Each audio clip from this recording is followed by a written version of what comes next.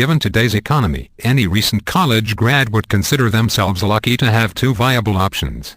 Andrew Sweat, former linebacker at Ohio State, does have two options, and he's choosing to be a one-leader instead of in pounds. He had a chance to make the Cleveland Browns roster as an undrafted free agent, but instead declared on Twitter that he was heading to law school. Fair enough. Sweat did sustain a concussion in college, and if that, plus the ongoing concern surrounding football-related head injuries, has persuaded him that the NFL isn't a good option, then it doesn't seem like it's an unreasonable decision. Not that it would be my place to call it reasonable or unreasonable. Some did criticize, though. Eli Mistel, a former lawyer and current editor of legal blog Above the Law, took Sweat to task over bailing on the NFL, saying the decision was the biggest mistake of his life. Deadspin followed suit. Sweat responded, again via Twitter.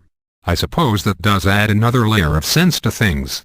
His dad can get him a job in the legal field, so unless Andrew Sweat was raised in an Andrew has two daddies situation and the other one is Pat Shermer, then the law thing is probably more of a slam dunk.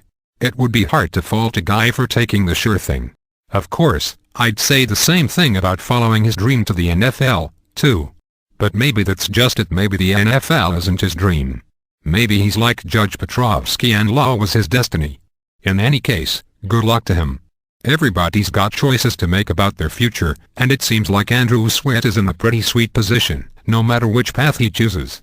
Maybe one day he'll get to help defend the NFL from the onslaught of concussion-related lawsuits it's facing.